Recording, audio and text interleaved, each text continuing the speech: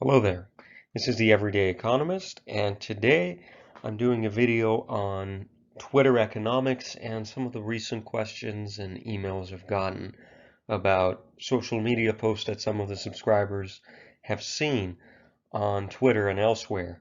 And they've asked me for my opinion and what I think about it. So let's begin. The tweet in question is this.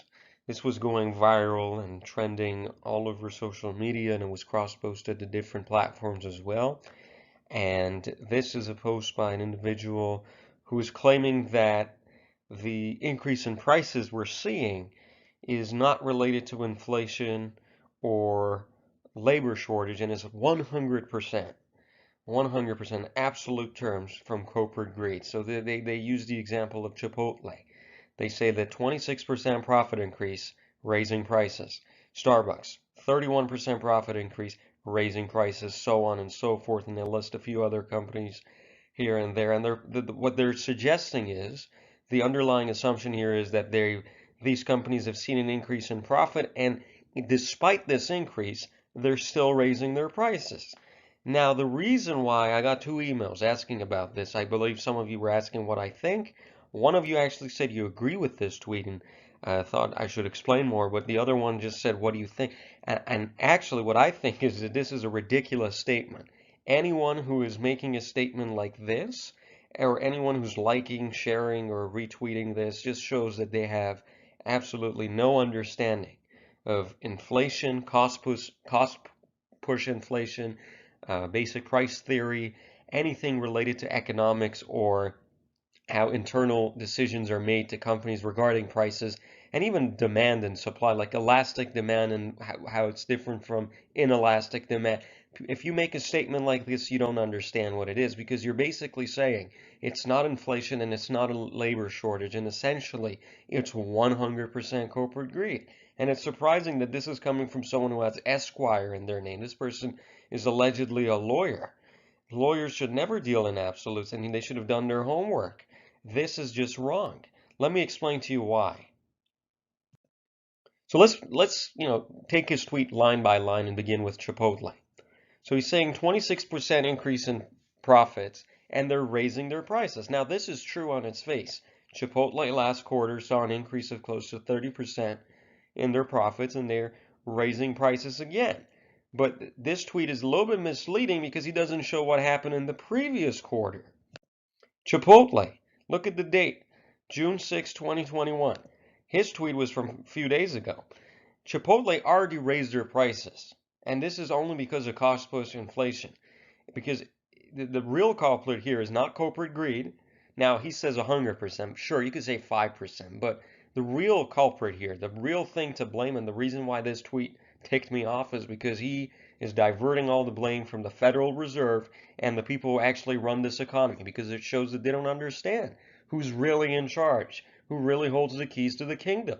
It's not these board of directors or corporations.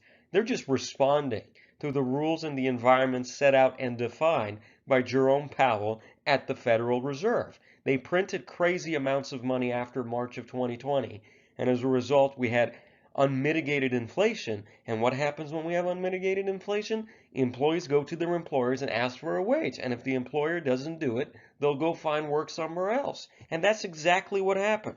By the time we hit June 9th, employers got angry in Chipotle and elsewhere, as we see in the fast food industry, and demanded an increase in their wages. So Chipotle complied. 4% increase, but what did they have to do? They have to raise their prices. This is what we call cost push inflation. I explained this in my last video. That's exactly what happened. And inflation got worse, so they did it again.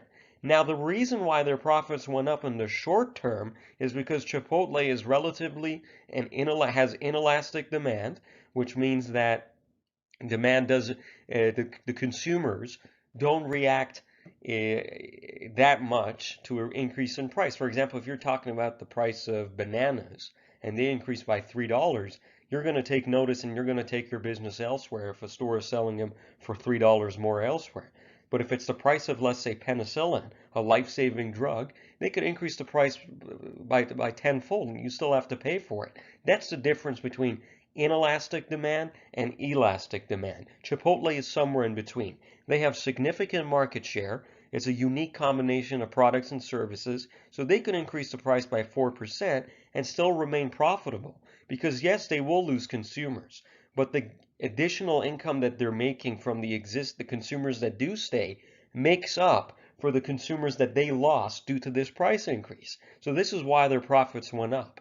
It's not because they're greedy or whatever, it's because they're reacting to a certain situation regarding inflation, and as a result, they raised their prices, and in the short term, their profits went up. Whatever 26% profit increase they saw, that's unsustainable long term because it's going to be adjusted for inflation once the real numbers and data kicks in. But in the short term, it increases tax proceeds. That's why the Fed likes inflation, and it also increases and over-reports their income. I'll show you at the end of this video how I explain what Coca-Cola did the same thing, and all of a sudden they saw $1 billion increase in revenue.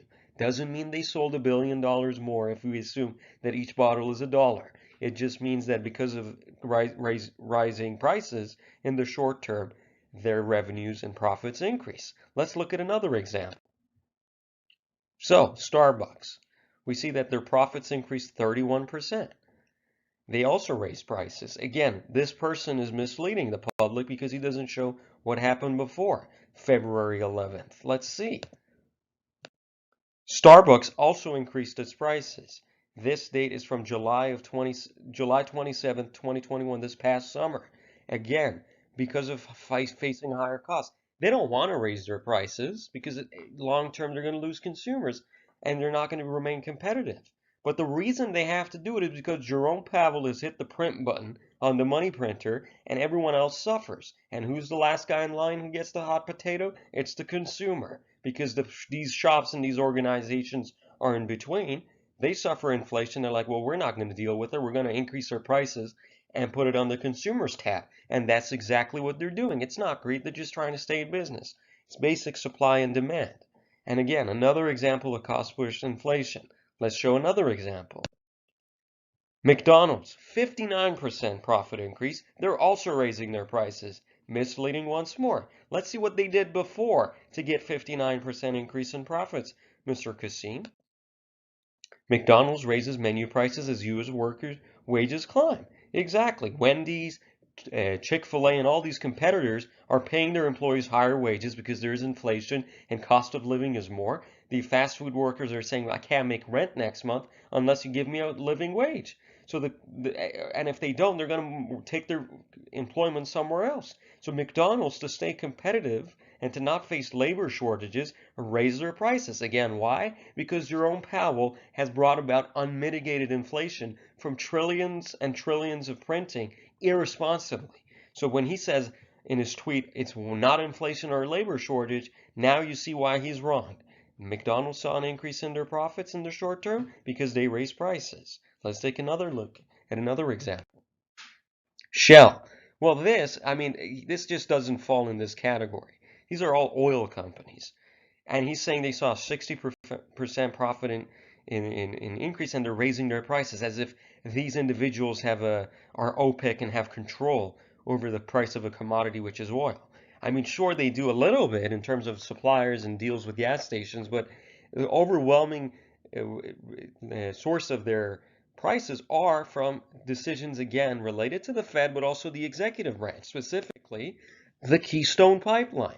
When Biden canceled the Keystone Pipeline, which was supposed to provide an abundance of supply in terms of oil and barrels of crude oil from Alberta on June 9th, and we wonder why we have oil shortages, now even made worse with the crisis in Ukraine, which I sort of predicted in that last video, if you go watch it, when we talked about the Olympics and how even after a lot of Olympic Games, we have a lot of political turmoil, and we'll see what China's going to do. China actually is paying a lot of close attention to how the U.S. is reacting to Russia. They're taking notes and will be applying that when they make a move on Taiwan, if ever. But we'll see after the Olympics.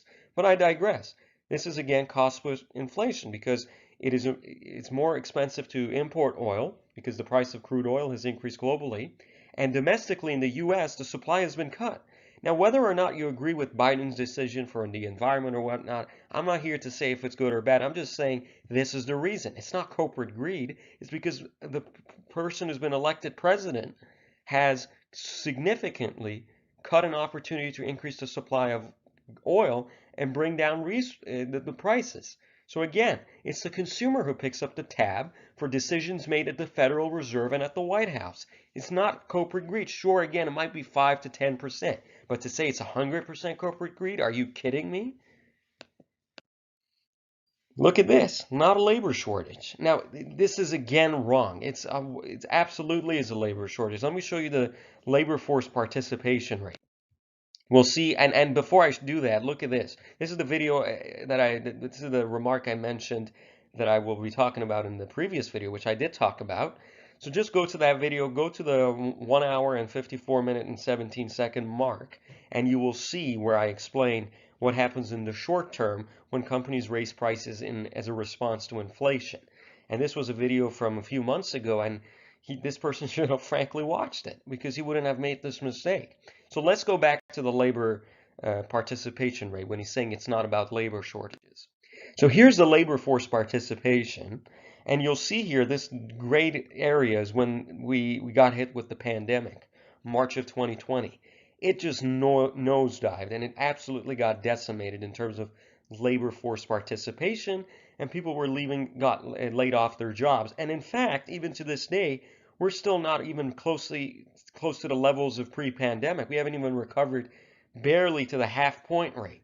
We still have half of the way to go. So, and he's saying it's not about labor force participation and how there's a lack of supply, and even if there's a lot of people applying for jobs or a lot of people who are available to work, you still need labor force participation, and you also need productivity, because you could have the same number of people working, but in economics, this is a concept called learning by doing. Look it up.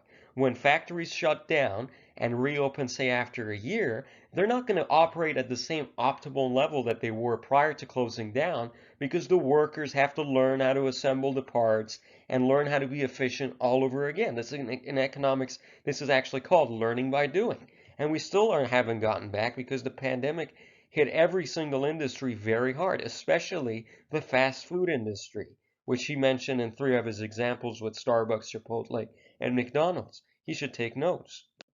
And again, he's saying it's not about inflation. Look at inflation. It's ridiculous. We're setting record high after record high every quarter, every single month. And he's saying it's not about inflation.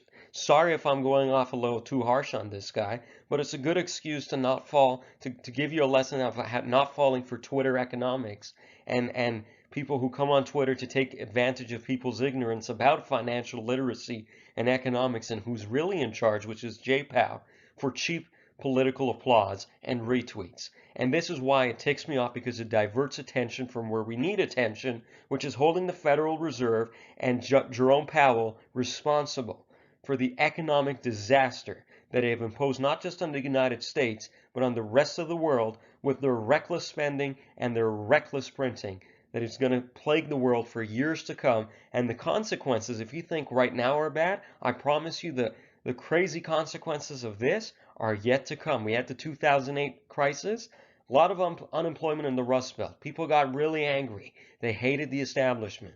Then we had reactionary politics many years after that. 2008, that happened. In 2016, we had Trump, we had Brexit. Now imagine this nuclear bomb of an event that we had with COVID, what's going to happen 10 years down the line with even more reactionary politics and politicians, with even crazier economic unrest and political instability in developed countries and in developing countries. This effect will be felt throughout the world for years, if not decades to come. And it all started in March of 2020 when Jerome Powell became even more irresponsible and took on more debt and did more printing and created all this mess. And that's why we need attention there. And any tweet or any person who tries to divert attention, they're certainly not helping. So, 100%, 100% Jerome Powell and the Federal Reserve. Not corporate greed, it is inflation, and yes, it's labor shortages, but also supply chain disruptions. Never deal with absolutes, especially when you have Esquire by your name. That's how you know you're wrong. But it's 100%. If I have to say one absolute, it's Jerome Powell.